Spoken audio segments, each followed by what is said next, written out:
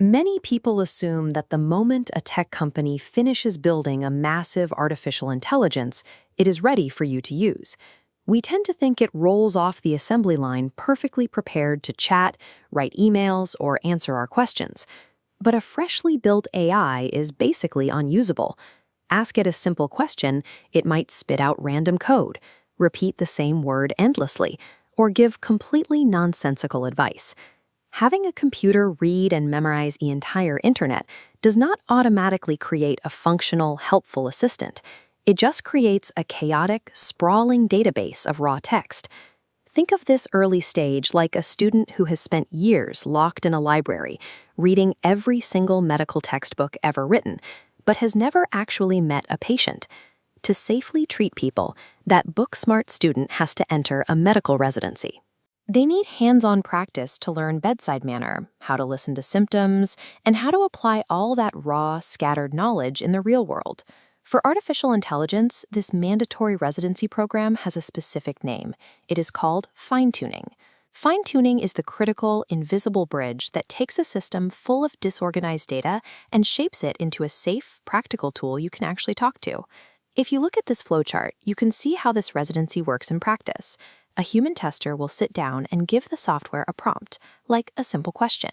The AI then uses its vast database to generate a few different possible answers. Next, the human tester steps in to grade those answers.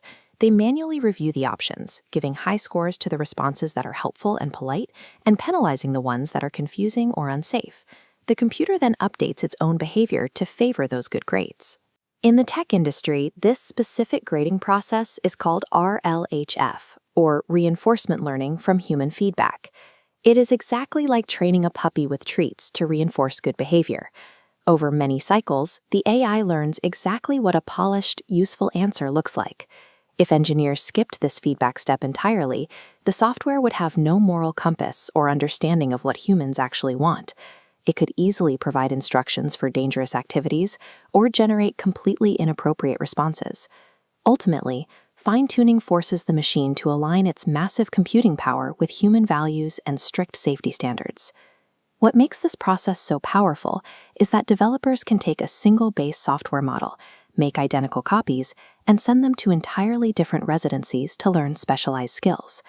On one side, you could feed a copy thousands of medical case studies and use real doctors to grade its answers. After enough feedback, you have a highly precise medical assistant. On the other side, you could take the exact same starting software, feed it programming languages, and have software engineers grade its work. Now you have a master coding assistant. Neither of these specialized helpers behaves anything like a third baseline clone that might be tuned solely to handle returns for a retail clothing website. The final personality, tone, and usefulness of the software are dictated entirely by the specific feedback diet it receives during fine-tuning. It is not dictated by the massive amount of raw internet data it read at the very beginning of its life cycle. So to bring it all together, fine-tuning is the deliberate process of improving a machine's behavior for a specific task. It happens immediately after the initial raw data training is complete, and it is absolutely essential for making these powerful systems safe to use. While the massive data gathering phase gets all the headlines, this targeted feedback loop is the unsung hero that actually made today's useful digital assistants possible. Ultimately, looking closely at this process reveals an important reality. These systems are not conscious, and they are not intelligent in the way humans are. They are highly advanced machines that have been fed an unfathomable amount of text, specialized for specific jobs, and manually aligned to match our values. If this helped you understand the mechanics behind your digital tools, please like this video and subscribe to the channel for more plain language explainers. Now that you see the strings behind the curtain, what do you think? Are these programs truly intelligent, or are they just incredibly well trained? Let us know your thoughts in the comments.